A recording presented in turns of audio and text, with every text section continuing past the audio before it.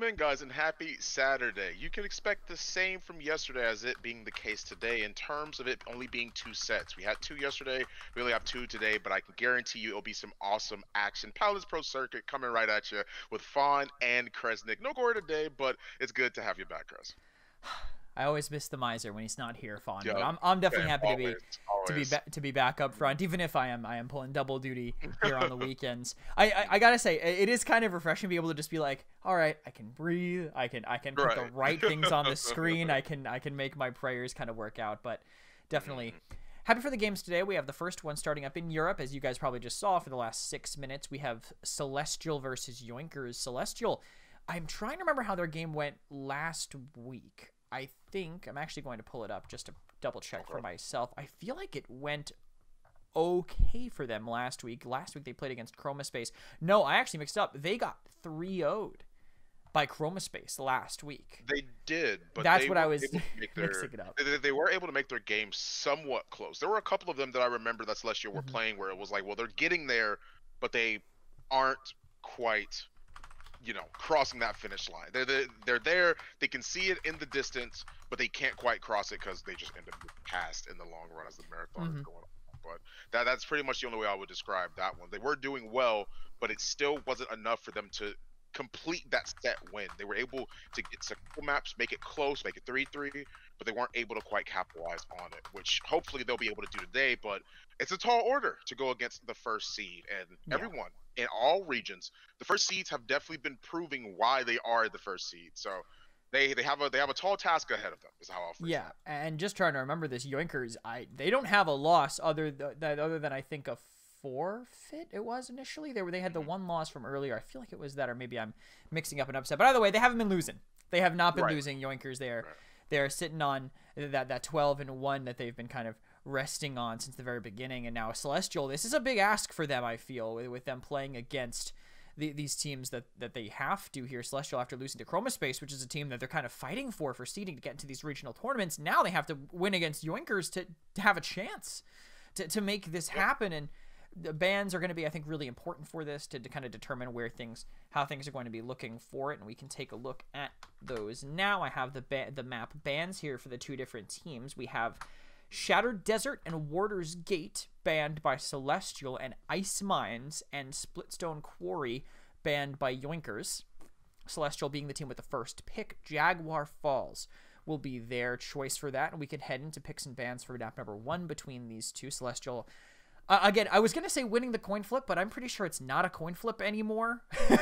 It's been 3 weeks, 3 rotations. I think it's just maybe randomly determined now, but Celestial, they'll get the first pick in bans. I think they're going to be important in this set, especially if you want to target Yoinkers.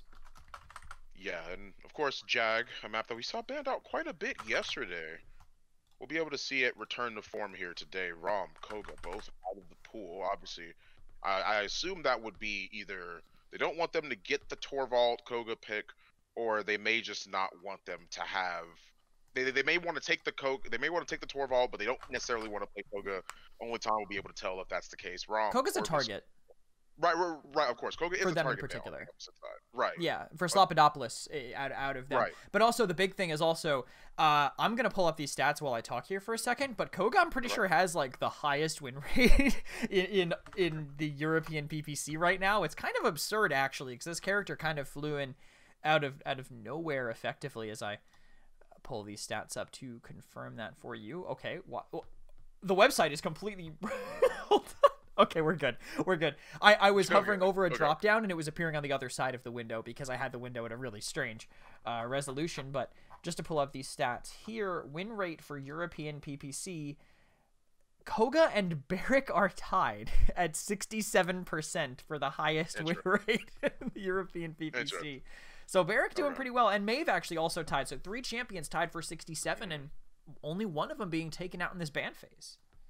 Well, that leaves the Torvald open, and of course the Makoa, if Europe does want to lock in any of those. I can only imagine the Torvald they must be jumping at to try and grab, but actually no. It's going to be Ash first off. They want the off-tank presence. They want that pressure. They want that dive. We've said it enough, and by this point, if you guys have been tuning in to the broadcast for quite some time, you know that Ash is that off-tank, very aggressive presence. Same thing can be said for the Vivian. May not be an off tank, but she can play aggressive if she wants to. She has plenty of damage to back that up. Vivian Nara is a great start off to Yoinkers draft. Yeah, I mean it's a scary start on Jaguar Falls in particular, when Vivian really handles being dove, I think, better than some of the other auto rifle backlines. I think Tyra maybe could kind of fill in that gap, but Vivian, of course, will do perfectly fine. Booby trap versus map control helps significantly. But Celestial, I mean, we normally see an answer coming about now. Willow would make, I think, a lot of sense for them. They'll go with the Eevee instead, so that's one of the ways to deal with the shield, by just ignoring it, bypassing it, trying to shoot beyond it to her feet. So maybe Yoinkers, I think they need a strong, peel off tank here, maybe, to offset the pressure that Celestial are going to be trying to put onto this Vivian. Yeah, they definitely need something to help out Vivian. They don't want her to just get dove for free. It becomes a problem, and there's the Torvald. I expected it to at least be on one team, since it's such a consistent ban, no matter what region you go to. Torvald is definitely a good look, especially since they technically have a double support composition on the side of Yoinkers. You got the Torvald as the bubble bot, and then of course you have Ying as the actual healer support. She'll be able to keep everybody alive for the most part on the side of Yoinkers. Celestial Esports, though, heavy dive.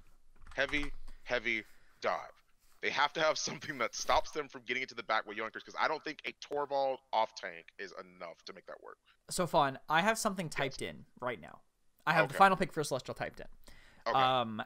I want you to look at the picks on your, because I wasn't even thinking about it when I typed it in, and then as soon as I looked at Yoinkers draft, I'm like, oh my god, this makes so much sense. Okay. Look what they have picked. What do you think it is? What would be your something that normally isn't seen, but against those champions in particular makes a ton of sense? Against those champions in particular, it makes a ton of sense. Do I get a hint as to what class it is? Because I have one. That would give it. It's gonna give it away. It's gonna give really? it. Okay, it's gonna give it away if I tell you. It's a support. Okay. Oh, okay. So I'm thinking that it would have to be into them that works very, very well. If you don't get it, Fawn, at this point, because I'm seeing chat getting it. Don't look at chat. Okay, I'm not gonna look at it. There's only one other support that I know is being consistently picked that would make sense for Grover.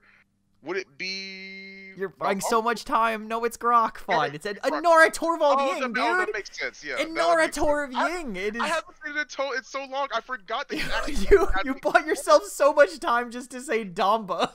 I forgot he was listed as a support. I forgot he was actually listed as a support. He's never played as a support. He's always played as a damage. Almost like an off take, if anything. He pushes in with everybody else. Okay, you're not wrong. You're not wrong. I mean, he has that little off roll. He's never played as a healer, so I get that it makes sense. But Yoinkers, for their last pick, they're gonna pick up this Willow, some AoE damage. The dead zone, I think, helps significantly into this Grok and this Grover, but it doesn't really maybe handle getting dove unless that Fey Flight is up. So Celestial, I'm sure they're gonna be trying to put pedal to the metal here to not give them a chance to charge that up. But that's one of the fastest charging ultimates in the game, honestly. Especially with how these Groks play. They tend to rush that morale boost and just bounce off of anything, get a ton of ult charge, and immediately speed the team in. It's one of the better ways to kind of play aggressive and do it. But, I mean, chat predicted this Grok because look at this matchup for Grok. I mean, it's kind of insane.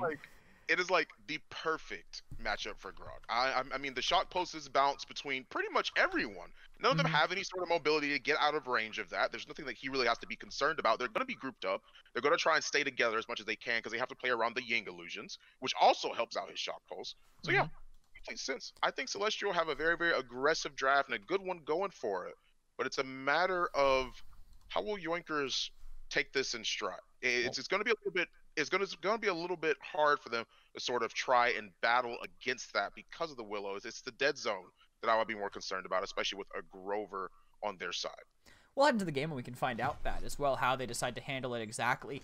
No fancy talents for this one, but we do have some interesting Fortress Breaker being hovered right now by Toot Toot. Would like to see maybe that being used, but I actually think I don't hate it for dives, actually. I don't think you need Battering Ram to dive necessarily, because usually you're using the dive to cross that space anyway. So once you're in, having Fortress Breaker gives you a little bit more utility a lot of the time here. We'll see how they decide to play it out here, though. Toot Toot right now with the team on the right side. They want to find a way to engage this, but they're kind of actually split 3 and 3, and this could be a chance for them to get in and get aggressive as Closar finds his opening.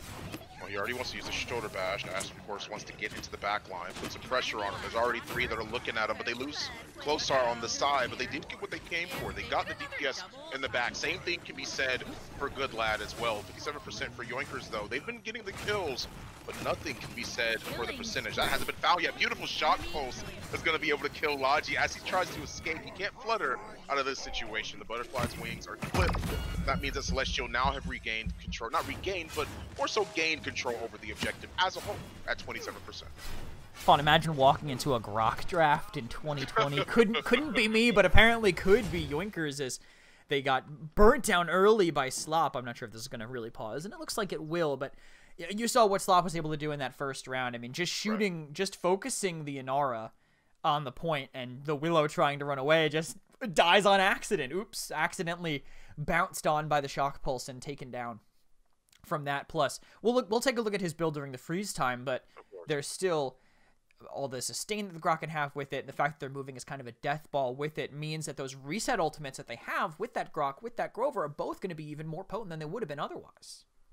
Right, exactly. And I think with how the game had gone so far, they don't seem to really have the definitive answer for the aggression that Selestial are able to bring, because we saw it happen. They swung all the way around into the back line. They managed to get the kill onto the Vivian, and then from here on out, you see them. They're stalled out. They can't make it back to the point as quickly. I'm sure they'll be able to make it back, but they're getting stopped by Selestial more effectively than Yoinkers can try and contest for it. So like somebody's on the side, though. Vivian's not there. Was she able to touch? They were able to. Thanks to the Anar, the wall was up, so I believe she was able to get the overtime touch. She was, but look at this. Yoinkers, they can't really contest against Celestial's squad right now. They have the tour ball, they have a beautiful double kinetic rush from 2-2.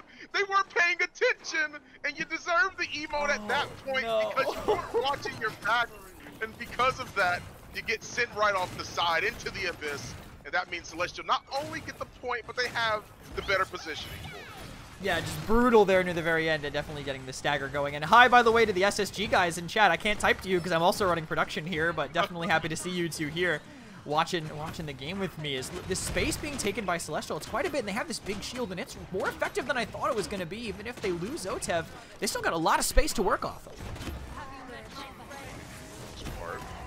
They are holding on to their advantage very well. Here comes the Tempest. They're going through, trying to find some good AoE, but they use the Illusory Rift. They want to counter that out. That drop damage piles up after a little bit, so you have to respect it. That's what the Illusory Rift is for, but Prosper, you take it out on the side here. Everyone's getting Torvald Bubble. It's keeping them alive for only a couple seconds. It seems like the dive is just a bit too much. The Earthen Guard to make sure that Slopodopolis didn't put the hurt on him when he dove into the back, but my goodness, look at how much they're getting shredded here. This is exactly why. Look at Grok's damage. This is what I was talking about, okay, chat? You can bully me as much as you want to, but this is what I'm talking about. When you say support, you think max healing. Look at his damage. He is above Vivian.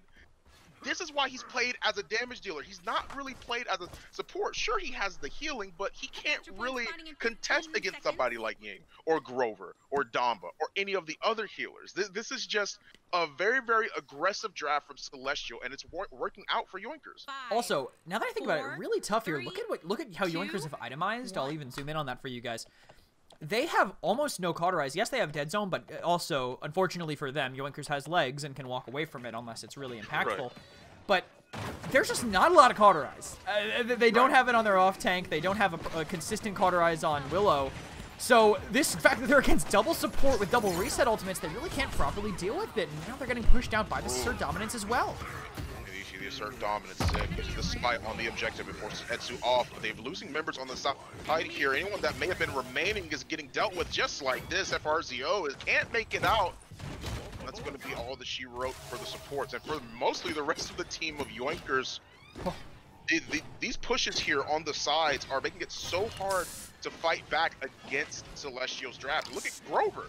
even in its own right, Logi can't peek that because of the Grover axe. The scaling is too much. He doesn't win a trade like that. The Fake Flight is what's going to be used here on the side by Statue. They want to move in. Same thing can be said for the Tempest, just to counter things out. They don't want them to move in against their draft right now. They trade things out 1-for-1. Hotep was already low, so FRZ is going to get the last hit. But even still, Celestial capitalize on this one. They make this a 3-0 against Yoinkers.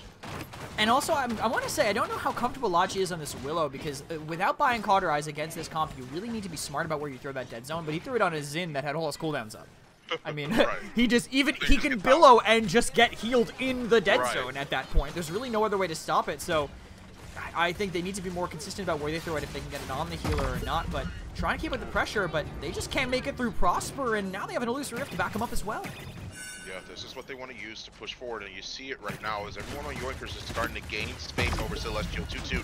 You can't win this trade against Vivian. I'm not sure why he didn't just concede that space. They give him another He tried. And more in the back pocket for him in terms of credits. It's hard to fight back against a Vivian like that. It doesn't really matter who you are. Unless you have an assert dominance and you were planning it on locking out that Vivian, there's no reason to really be there. 2-2 makes it back. Tries to see if you can stop Slob as Logi uses the Fate Flight in the air. He wants to get into the back line, looking for a better opportunity to find either one of the two people in the back. To deal with the Grok, to deal with the Grover. Who do you get?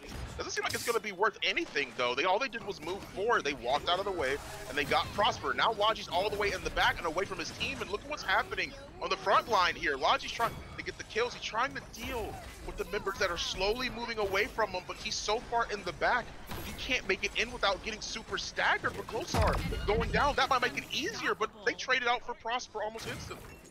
Yeah, brutal right now with how they're able to kind of push this forward here. Look at these bounces too. These tanks, they have to split. They have to split up. They're just giving Slob so much extra damage here. Bouncing back, I'm gonna take a look at the damage stats. He's behind the others, but definitely doing it where it counts here as his team manages to catch up, and they just do not have the sustain, really, I think, to break through it, especially with the Tempest coming in. Oh, they use the Tempest, but they managed to knock off one. The Ice Storm gets dropped in the back line. They take care of Prosper Logic. Etsu drops down, seems to be stalled, but he can't as he gets taken out. Good last season, he can touch as well. He gets spited directly onto the objective. Logi, they're filtering in bodies one after the next. Celestial Esports take one over Yoinkers. This is not how I thought this set would have begun in the European bracket. They took one over the first seed. I was talking about how they were doing last week, when it seems like they weren't able to capitalize or push forward or beat these other teams, and yet here they are beating the first seed in the first game. Yeah, that's kind of wild, especially with how dominant it was, honestly. Just, I think, a great draft, a great adaptation from Celestial here. And I'm actually going to ask chat something really quick. So the reason we didn't have that talent overlay at the start was because someone disconnected during that game, which is what that pause was for initially. So I can look at the chat, the stats, excuse me, but we'll have someone missing. Do you guys want to see the stats with someone missing, or just kind of roll on forward to the next game, basically, is my question. I know normally in the PCML we bypass it, but I figured I'd rather get the opinion of the chat at the very least to see if they want to see 9 players in that as opposed to the full final result. Might as well get that going. But again, perfect draft by Celestial. I think they adapted it really, really well near the end. I'm seeing one person say stats. I'm not going to press the button until I see a few. All right, okay. I'll take 2. It takes 2 to make a decision corrected. There will be someone missing here. It looks like it will be it'll be Prosper missing from Yoinkers, but the rest of the team should be normal. And you can see how well that Grok didn't damage. Logi ended up beating him out, but that was probably just because he was shooting into constant healing coming in from the rest of the draft that Celestial had. Right, exactly. And that's, I mean, that's really just the power of Willow. I mean, you group up in a situation like this, even though they lost, you still are staring down a lot of these choke points, these closed off angles that people are going to have to move into because it's Jack falls, not because they want to. And you have a situation where you're able to farm damage easily, even if it doesn't work out for you. Xenos is undying and 23 assists.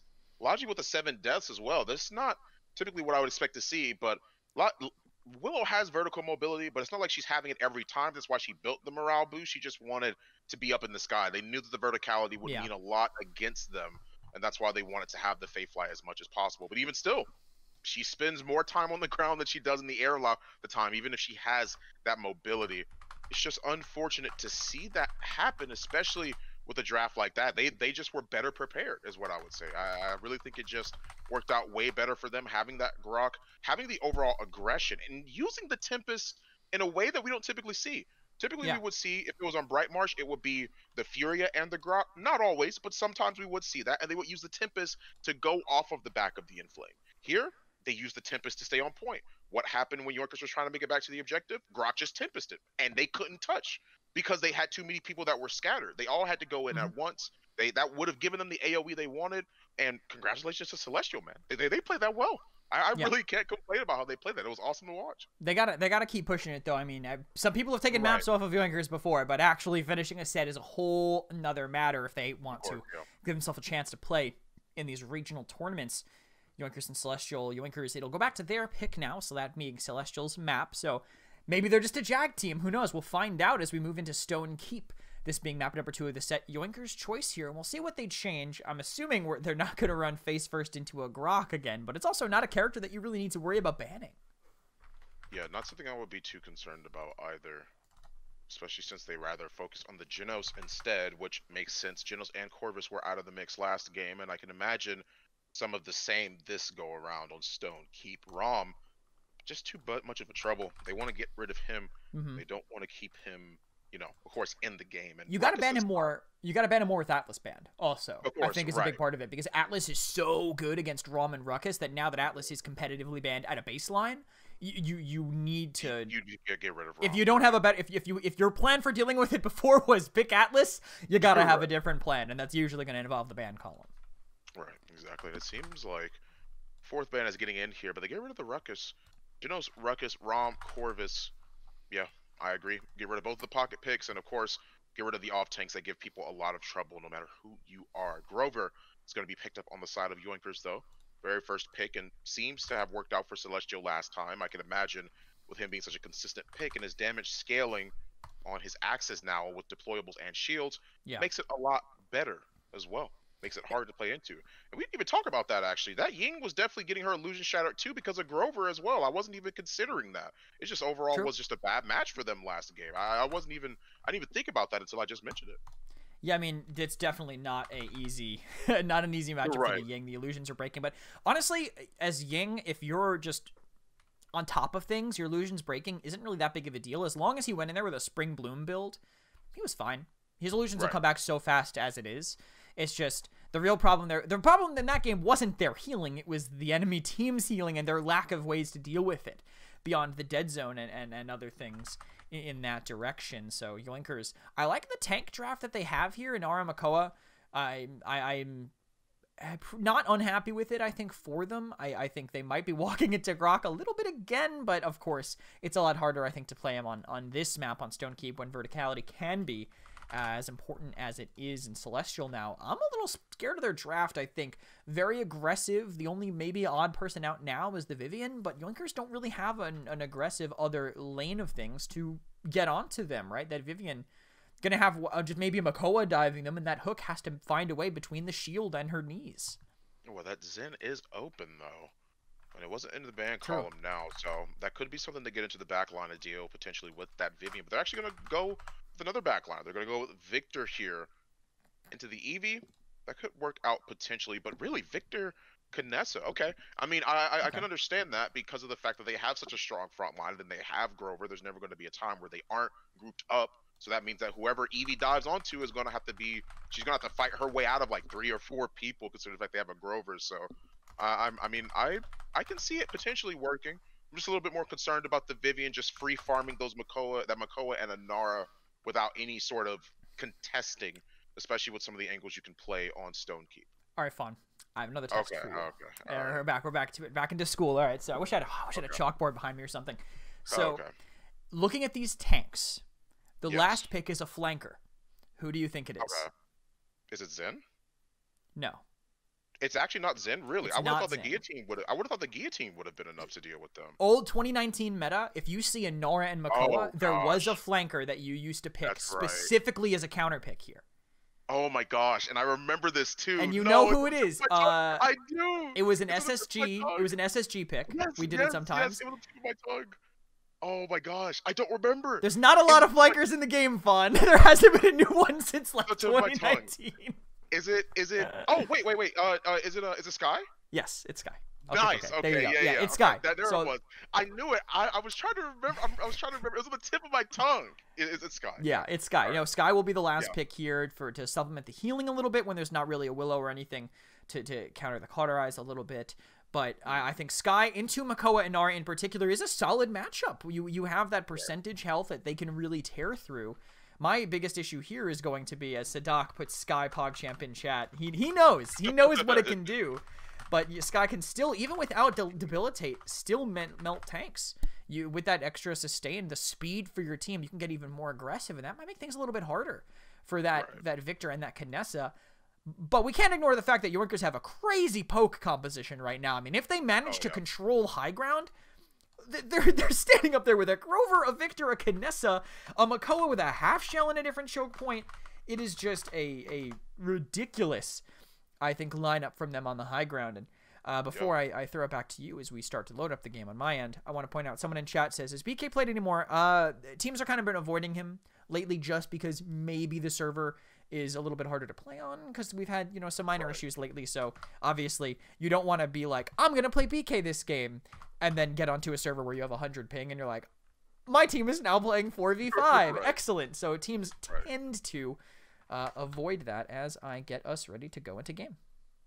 Right, exactly, yeah. I don't even think this is a smoke and dagger. It is debilitate. Yeah, I was just about to mention it is debilitate. Because I don't think this is a smoke and dagger kind of game. We've seen this a lot. We've seen this a lot last year, and I'm glad you mentioned 2019 because that definitely brought everything back to my memory. The debilitate Sky, something you have to keep in mind is scary when you are a Makoa or if you are a Nara. They used to get farmed super hard last year by this pick, and they're opting to go with the triple DPS once again with the Ashe, the off tank.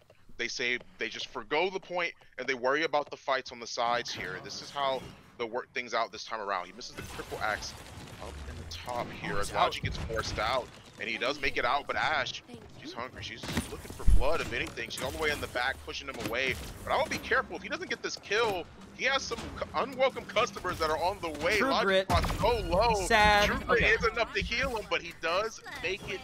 He does make it worth it. He does get the kill that they were looking for, Prosper. And the rest of Yoinkers have to back up here. It seems like the EV is pretty low, but here comes Sky with the debilitate. They're trying to see if they can get a shot around the corner on the Xenos. The cripple goes out, stops the Ashe from dashing away, but they're losing a bunch of other targets on the side here. This isn't how Yoinkers could potentially be looking. They're not looking too good, honestly, fighting as a Celestial like this. I mean, they were relying very heavily on, I think, Logi's lockdown on the Kinessa, and then it just wasn't there. They didn't have it because he was pressured so early by Toot on this Ashe, and now they have a complete surround. Otev playing on the high ground, still zoning out Logi, and this Kinessa literally can't get anything done as they lose Zetsu again. And you see that this is the power that they bring with this composition. It seems like they trade things out 1-for-1, but that's how it happened on Jag last time. They traded things out, but they still lost the point in the long run here. FRZO is, of course, going to back up into Banana with the rest of his teammates, trying to see if they can stop Toot from pushing in. As Good Lad goes out with the hook, manages to get Closar. He's body blocked. They do take care of him. There's no way for him to get out of that one. Just an unfortunate, a good fortunate hook for Yoinkers, but an unfortunate situation to be in on the side of Celestial. As Eevee's engaged on the side here up on high ground, trying to fight out. It seems like Celestial are still able to roll the cart for the most part, uncontested.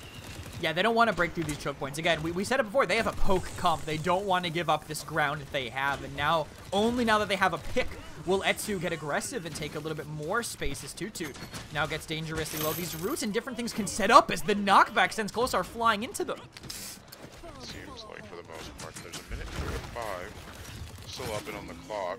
As they move in, trying to take care of Slopodopolis, they do at least get 2 kills for their trouble from the side of Celestial Esports. As he drops down the kinetic shield once again, Good Lad does manage to get the kill on Toot. Now, of course, that means Celestial have to concede the cart, but only just for a little bit longer until they can get back into the position they want to be in. Vivian on the side here tosses out the Sentry Drone, running booby trap, means they get a free 600 damage when they feel like it. They have the time bomb as well. Just trying to hold on to it. What opportunity will they look for to see if they can make it work for them? Eevee blinks in, gets a couple shots, and of course makes her way right back out of the fight. Closar gets sniped thanks to Headhunter, and that means that Logi is now in control of most of the high ground area. He's looking up to see where Eevee's coming. She blinks in and manages to get the shot, but he was not able to quite find it in the way he wanted to. I like how he's scoped up on like this far super passive blink, and then when he descopes, look where Otev is, literally in his, could not be any closer than he just was. Look at this blink prediction, but Otev is so patient. I love to see it, but a little too patient maybe. He lets Prosper walk all over him up top, taking him down, and now Celestial not really as much of a good chance to push this in. The rest of them are backed up. They will have one more contest, but with triple DPS, they really have to get some picks over anything. They can't contest longer than Yoinkers are going to be able to. 10 seconds on the clock for them. Of course, there's not much time left to make it back. They can touch. They have the capability to do so, but that debilitate is shredding that Makoa, and he manages to make it out for a couple more seconds before that matters. That Earthen Guard goes down, and you have a Narum reaching the same fate. Slapodopoulos with a double kill. Move up into the high ground. He's looking for an opportunity. He wants to get the damage. You know they have to drop the time bomb at a perfect opportunity. As soon as Prosper drops down, Slop manages to get 3 kills for himself, a delayed triple, as Otep is just here to stall things out on the card. Will Closar be able to make it on a touch? He won't be. They trade things out 1 for 1 and make it so that the score is tied at 1-1. And I like how Goodlad built his deck here. I like how he's not running Carapace, but instead is focusing on duration. Against good teams, you shouldn't shoot the shield most of the time. You should let it run out so he can minimize the cooldown. But by running Ancient Resolve, you kind of punish that decision. It's still better, of course, than giving him infinite shields forever. But having that extra 2.5 seconds of the shield where Celestial really won't be able to make a move is smart. And I definitely like that choice. Also, interesting to see Victory Rush getting picked up by Slop here. That is a card that used to be very meta, but now it's not for, you know, the 8 seconds or whatever that it used to be. Shorter duration, but more consistent, but you still have to get that first elimination to make it worthwhile. Yeah, already has 6% on the objective for Yoinkers, as of course they make it there, but Celestial's game plan, we already know what that is. They don't want to fight here for the Slop. Brought super low Etsu. He's looking for an opportunity, but because of Closar being in such a good spot, it means that Etsu has to back off of the potential last hit on Slop and concedes that. Slop gets dragged right on him. They get the kill, but they already lost 3 on the side of Yoinkers. Anyone remaining now has to bide some time before they end up getting picked off. They move into Banana, both Prosper and FRZO. We're trying to see if they can escape here. Toss out the triple axe, but it hits the ground on seismic crash, and PO for his team. But a beautiful ice block is going to be enough to stop that. They trade things out 1 for 1. They get Closar on the way back in, but they still make the trade worthwhile for Celestial. They have the asserted dominance. They can force them off of the objective, and that's exactly why I mentioned that. He wants to go in, he wants to fight, he wants to party, and that's going to be enough to get Inara off the point and force Makoa back. He's already loaded. Yeah, he has to run back to his team, but Yoinkers have great control. But look at this, the Headhunter again on the objective, and they just don't have enough pressure as these headshots are ringing through and finding Tutu. Already 2 kills available for Woods Blue. You have plenty of opportunities to make it back to the objective because of the kills you're able to provide for your team. Prosper Logic doing all the dirty work, getting his hands dirty, I should say. Not doing all the dirty work, but he's definitely getting his hands dirty to allow his team to get into the position they're in right now. Dread Serpent goes out, clears them all away. Barrage as well. They know they're all locked in into the small area by Fireplace. Time Bomb manages to get the kill on Goodlad, but they're trading things out 1 for 1 still. Doesn't matter how the fights have gone, it always seems like they make it even. They even it up in their favor. Closar and Prosper Logic are both extremely low in the trade they had. FRZO and Prosper go down thanks to a beautiful flank by Otev. They lose 3, and it allows Celestial Esports to get a zone. Yeah, they have good forward positioning already. I like also that double Otev was able to get. I think great follow-up and good use of the cooldowns. Usually, you know, blink and then soar, but the soar blink knowing that it's safe helps quite a bit here. But look at this shred on the shield. How quickly will Goodlad have it back up? Not allowed Chronos yet. Had to prioritize other things, so that burn might be worthwhile if they can get aggressive enough. But we'll see how they hold this. They're just playing outside, but they're kind of letting themselves get surrounded, and they have to be careful not to let that happen. But Otev, he's already sitting up here and doing great poke from the church side. You know, they want to move into church, and Prosper is going to get the good hits onto Otev. Villagi is going to get the last hit onto the Eevee. Force him back, make him back off of the engagements that are being given. Hooks goes out. There's once again, I mentioned it so much, I've been saying it a lot, but they really are trading things out 1-for-1. Doesn't matter what side it is or who has the advantage. They're really making this game. They're making them work for it. They really have to fight back on the side of Yoinkers to make this worthwhile. Tutu has a certain dominance, is why he's not too afraid, but Dread Serpent is going to be enough to peel for him. He doesn't even have to use the assert dominance. Very good teamwork on the side of Celestial Esports. Still gets killed, but I loved how that Dread Serpent was used, and they won't be able to pick off Otev, but they will be able to control the high ground here. I can't believe I don't think he's going to peek for a little bit longer. He can't really contest against them like that. He definitely shouldn't, but it seems like he's staying there. He wants to try see if he can get any sort of damage onto them in the back line, but oh man, Vivian gets brought down so low, and I guess that's a discrepancy between Victor and Vivian, right, Chris? I mean, it's the fact that that shield's going to get broken by those grenades. Victor doesn't have to put himself in a line of sight that makes it uncomfortable. It's about the range more than anything, as Prosper cleans up 2 on the back of a root. That's why you pick up Victor, but Otev equalizes it right away. Yeah, it seems like he's coming down to the wire. They have it being contested by, I mean, the objective, of course, is Good Lad gets shoulder bashed into the corner. They manage to take care of Good Lad and force Grover back. They have the assert dominance here. Etsu does not want to give up this point, and he's going to try and make it all the worthwhile for his team. They won't even try and step. They don't want to forfeit any more damage to them, but Celestial, whether the Yoinkers want to or not, they want to move in, and they get the kill on the Grover as the final blood of that round. Look at these damage stats right now, getting fairly close with between Victor, Avi, and Sky. The top 3, not necessarily what you'd expect to see, but I can't say I'm shocked. And these tanks, at the very least, Etsu being the one without the shield, is definitely struggling to keep up, I think, against the damage coming in from this guy. 1 and 8 for the Inara so far, and having to rush Illuminate before getting many other things definitely makes things. You can see where the struggle is coming in, but now that these Illuminates are coming in from everybody except Laji, Slapodopoulos is going to have a much harder game. He's going to have to play it a little bit slower, I think, a lot of the time, at least keeping his distance and just using that Debilitate to poke before the rest of his team makes that space for him to cross that gap. He can maybe collapse once Otev or once Klosar has raised some hell. Does it seem like Yoinkers are forfeiting up the strategy they had before? Once again, he goes into the back line. It's our dominance, but he dies as soon as it gets tossed. Slapodopoulos wants to wait a little bit longer. They toss out the time bomb. They want to force something on the Good Lad, and they manage to get, they make it work for them. Slapodopoulos moves up into the high ground. Of course, Slop is invisible, but at this point, I would imagine they have illuminated. Can see Slop hiding for the long run. Prosper just peeking around corners left and right. Oh no. Paladins is an attack shooter if anything, but the grenade bounces off the tree.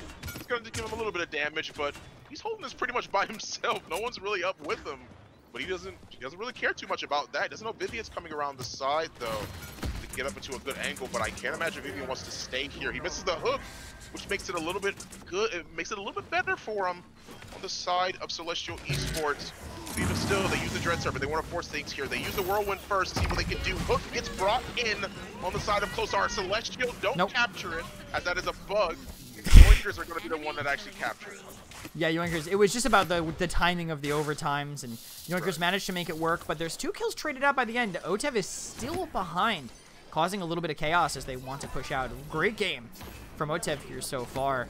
I think raising a lot of chaos, which is what they need to make this game work. Look at how he has to juke Etsu, but the mines and Etsu's damage at the end are too much as the pressure just continues to be put on by Yoinkers here now that they've dealt with this back line. But I think the double flank has to come in handy. They have to actually utilize the flank from Slapodopoulos. Maybe he can get back behind them as he tries to catch somebody walking through that. But they lose the first one, even though they're trying to still get aggressive. Back here, he wants Laji for dinner, and he manages to serve up the plate. As Prosper gets 2 in the front, might not make Otev's dive as effective as he was hoping it would, but them taking care of the healer on Yoinkers, that make things a little bit better. But look at the Debilitate, look at the damage from Slapodopoulos. Is it enough to put a dent in their defenses on the side of Celestial? But they'll be right back in the fray because of the defender's advantage they have. Yoinkers are the ones at the more disadvantageous spot as they try and roll this cart past the archways. Laji peeking left and right, looking for an opportunity to find a hit. And he doesn't find it, but they are going to be able to find something up on high ground. Klosar He has to forfeit that. He can't push up with Good Lad in them.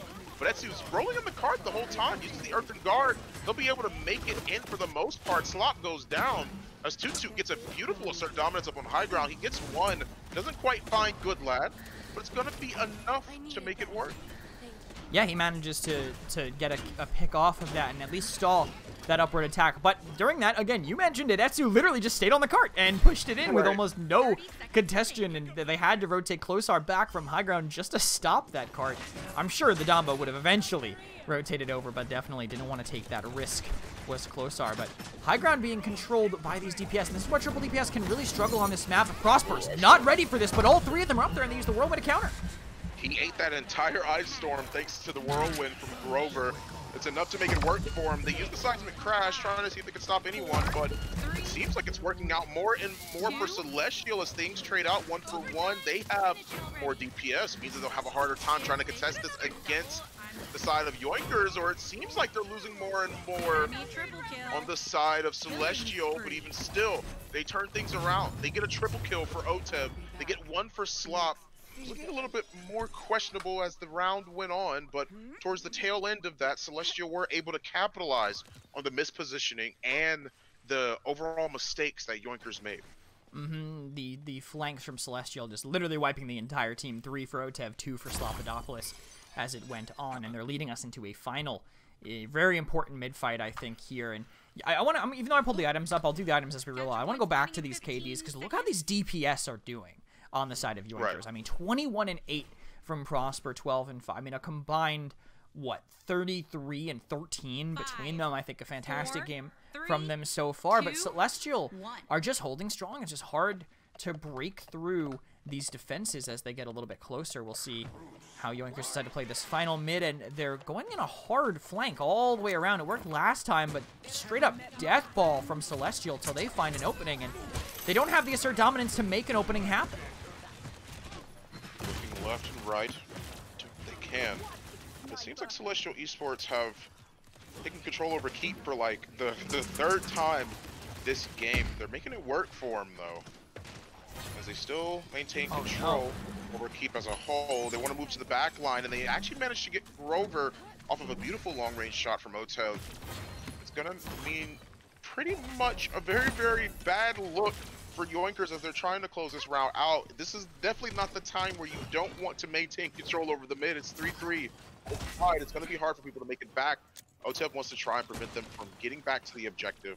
See if he can put some pressure on them. But Prosperous, getting a look at Evie. He manages to make it out the store. It's going to be enough time bomb on the point. Manages to find good damage into Etsu as he tries to make it on. He's trying to contest, but it's not enough.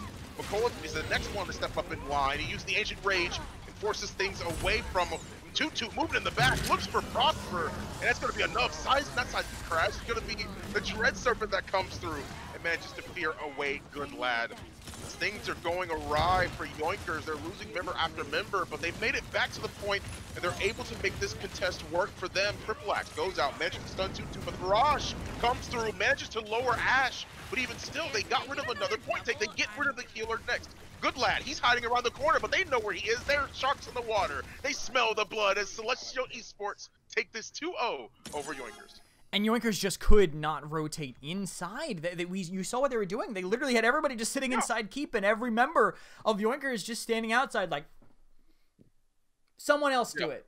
I don't want to go in there. And it just gave it to him. Celestial managing to really run away with that one near the end here. We can look at the stats for that game. Slopodopolis ended up topping the damage charts for his team. Couldn't keep up with Prosper, but still, of course, that percentage damage, I think, was a huge just thorn in the side of those tanks, combined taking about 300,000 damage between them. So a lot to worry about. And I think the healing from that Grover, from the Damba, outpacing the Grover also helped Celestial a lot in that final clutch fight.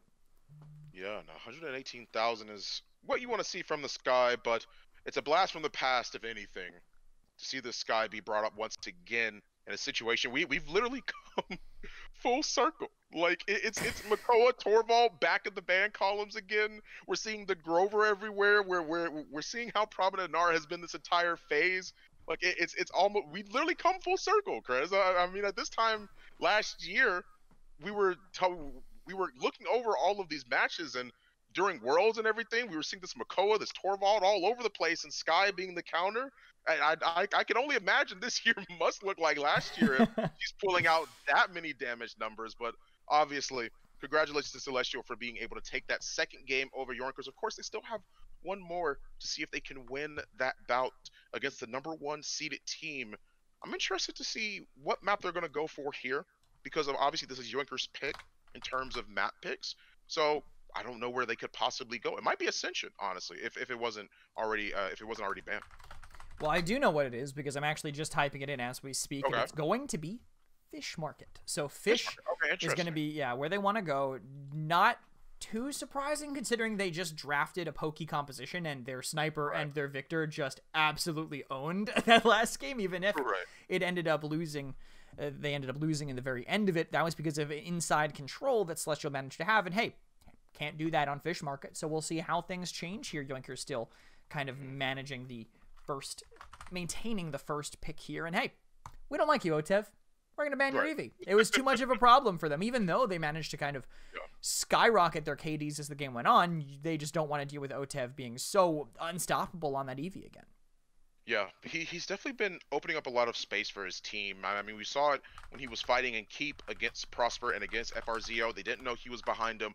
What happened? Sure, they may have been brought low by somebody else, but he moves up into the high ground, gets 2 double kills, gets a double kill, and of course makes it so that way Yoinkers actually can't keep pushing forward. They have to back off of the car. They lost 2 members in the back, and anyone else that was already mispositioned, already up in the front, well, shoot.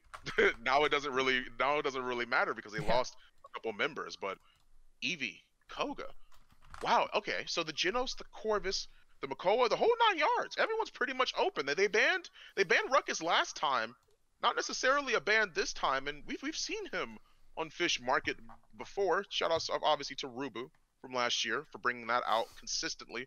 One of Envy's most favorite maps, and a map we saw Ruckus on almost all the time whenever it was in his very, very capable hands. But this time, Yoinkers are going to lock in Ashe first. Ashe first picked a lot, honestly. I mean, I think that's very telling of the fact that they want to give Celestial their due props. Celestial have been locking in Ashe every single time, and it's been working out for them. This time, Yoinkers want to put that in their back pocket. Yeah, it makes sense if you want to get rid of Toot, who's looked really strong on this Ashe, and this is one of her better maps, especially if you run like Slugshot or something, and I am definitely biased. I think this is just an amazing Slugshot map in general, but with that Kinessa ban, Strix, you don't need to run it. He can't really get away as quickly, even with that Tactical Retreat 5, but Genos and Strix is a brutal start to a draft on this map. I think maybe they need some sort of even more follow-up dive on the side of Yoinkers to deal with this, because you know Celestial are going to get a brutal way to peel and protect for this Strix and the rest of their draft. Yeah, it seems like the sort of backline sniper that's been damage buffs, that's going to have this damage buff, excuse me, is going to be very hard for Yoinkers to play into. I mean, it's close to 2,000 damage for a headshot by Strix when he's Genos boosted, right? So that will shred anyone. Doesn't matter who you are, how confident you feel like your ability is into a draft like this so far. But let's see, Ashe, Corvus, Vivian, Genos, Strix, Zen. The Ruckus is open. They're going triple DPS once again. Why not? If they want to, I mean, Celestial have shown that they want to have this off-tank pick. Why not go with the Ruckus? Sure, you take Ashe, we'll just grab the other off-tank. I'm actually double checking. I'm surprised that Strix's win rate is as low as it is. Strix's win rate actually globally in the PPC is 46%, which is kind of crazy to me because I feel like he is just very powerful a lot of the time. And speaking of very powerful, this Vivian who just continues to perform when she gets picked up, but we'll see how well she does here. Yoinkers needs some more pickups here to supplement what they have so far. Cassie will be one of them, so they already have this double backline style.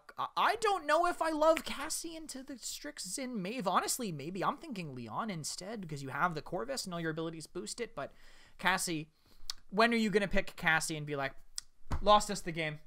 Right. If only we didn't have a Cassie, huh? Like, that's just not going to happen. Cassie just is not that character from start to finish, as I just realized that I actually left my closet door open, so whenever our next break is, that'll be fixed.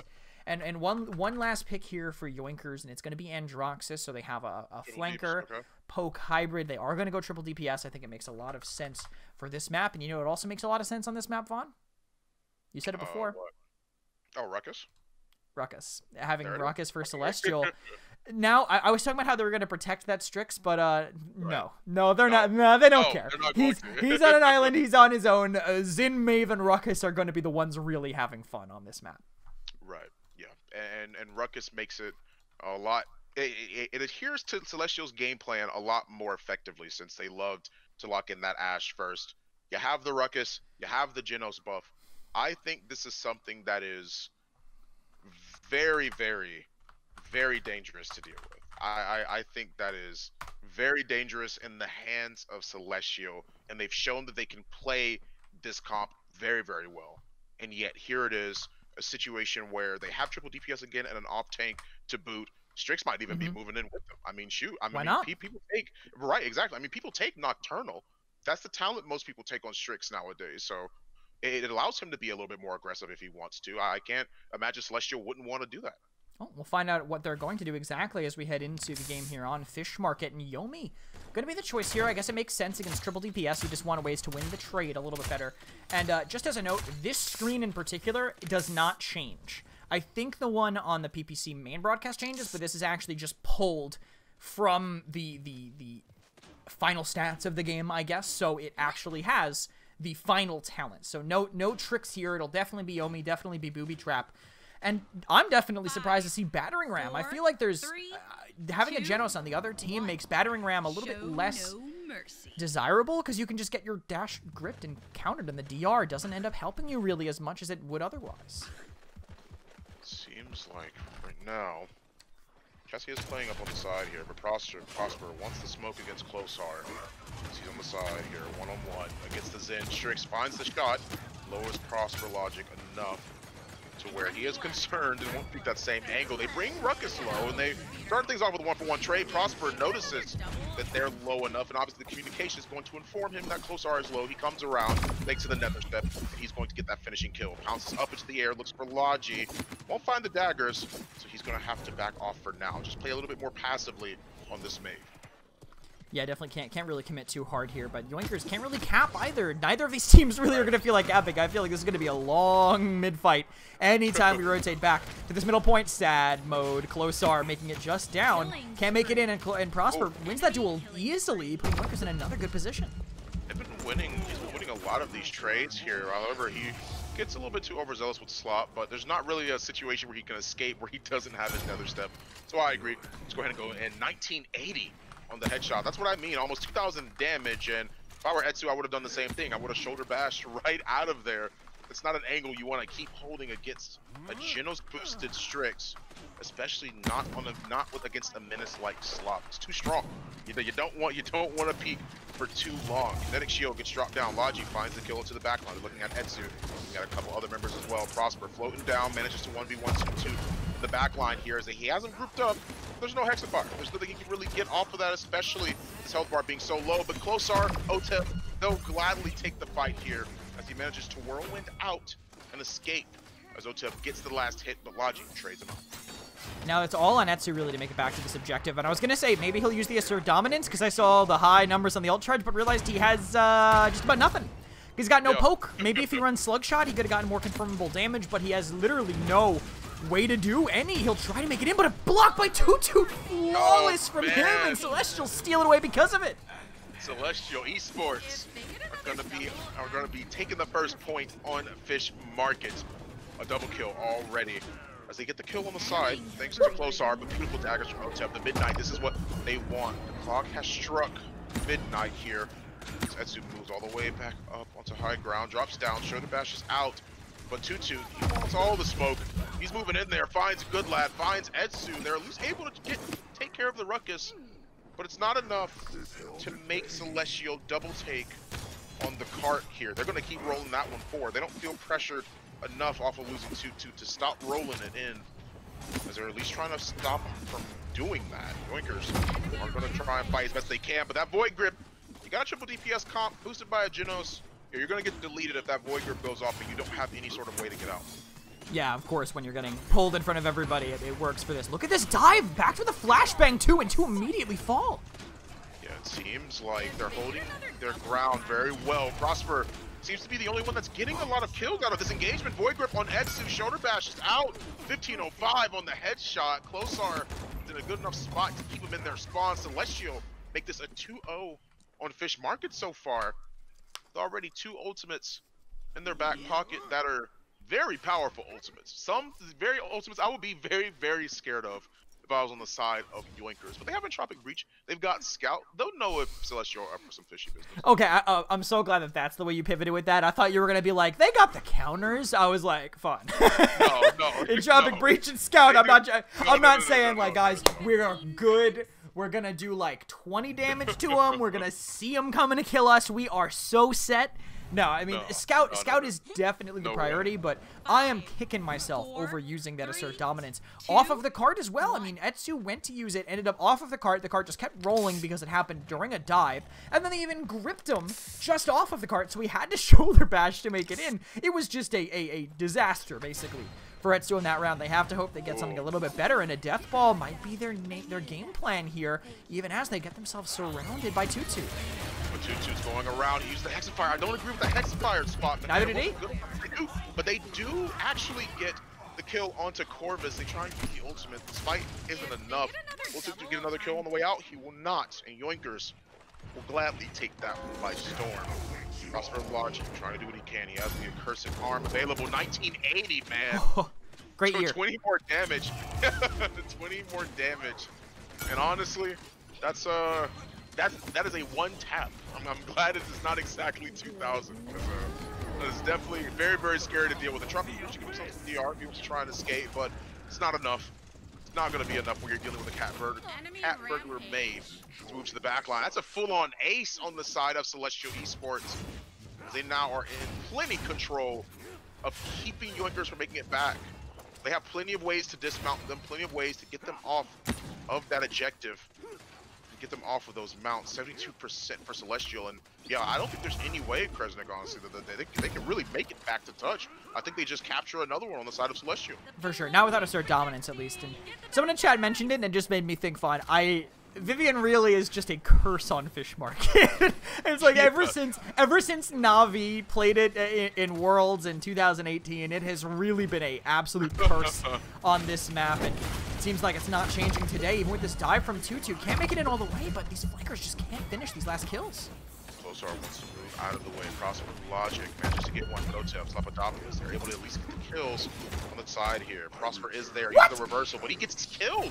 I'm surprised he missed those shots. Oh my goodness, that's exactly what you got to be scared of. Look at the Strix. Look how aggressive he's being. FRZO tries to go to the point to see if he can contest, but he loses most of his HP there. You got 1:45, but you have plenty of time to make it back if Celestial loses, but I don't think there is a chance in the abyss that they'll be able to lose this trade here. They have plenty of time. As the Assert Dominance gets used, he lifts him up. What they'll be able to do here, they don't kill him on the way up in the sky, of course. They are going to be able to be forced back here. The Assert Dominance forces the space to be given.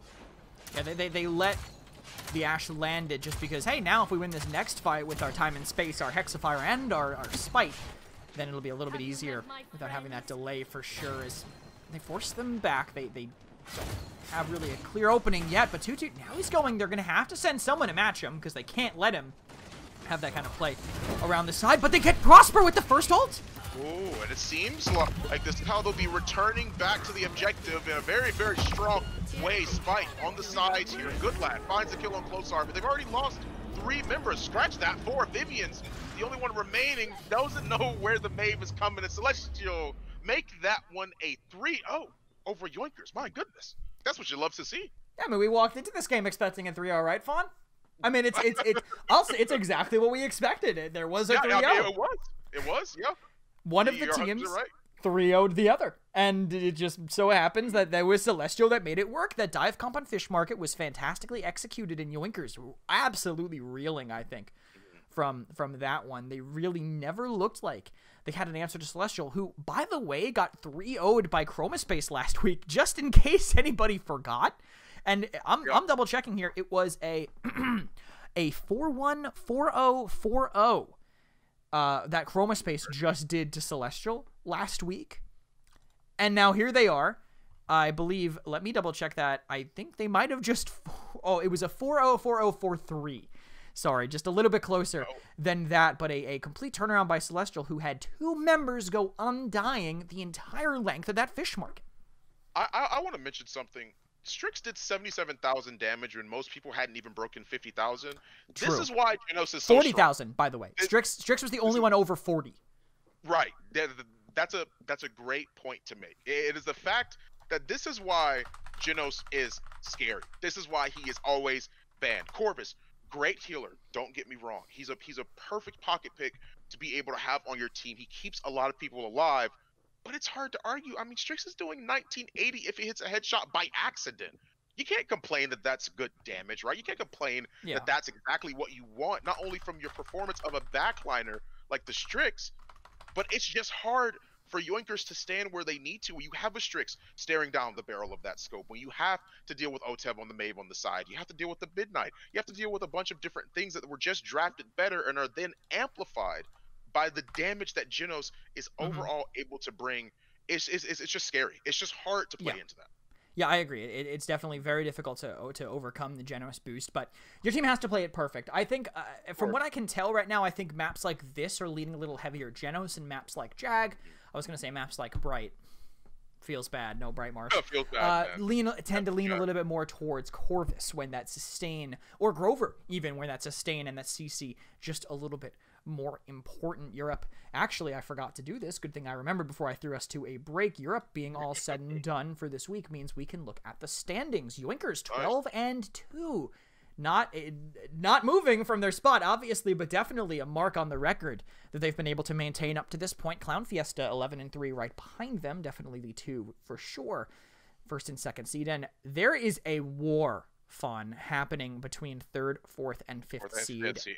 I agree, yes. And let me just take a look at what the matchups are for next week just to see exactly what games are going on. It's going to be Mixalazub Yoinkers, so that won't change anything, but Interstellar Celestial is next week, along with Clown Fiesta Chroma, so those are definitely games to keep your eyes on to see what teams are going to be able to make the biggest difference, I think, in there. Teams fighting for seeding, teams fighting for placement and relegations all together. Yeah, and that's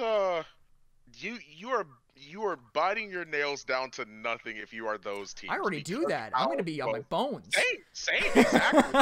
Like that's exactly why I bring it up. It's nerve-wracking. It's hard to deal with that much stress. Hopefully the anxiety won't be enough to cause them to shake up on game day, but it's definitely we're in for a hell of a week next week, man. I mean that is the week to watch. If you guys tune into the Paladins broadcast, please be sure to watch next week, and of course the week after for the World Championship. It is going to be those next 2 weeks are going to be a blast. It's going to be amazing. Yeah, for sure. But for now, at least for today, we still have 1 game left, the final game of week 14 of the Paladins Pro Circuit. We're going to Brazil to watch Parallax versus Carnage. Stick around. We'll be right back.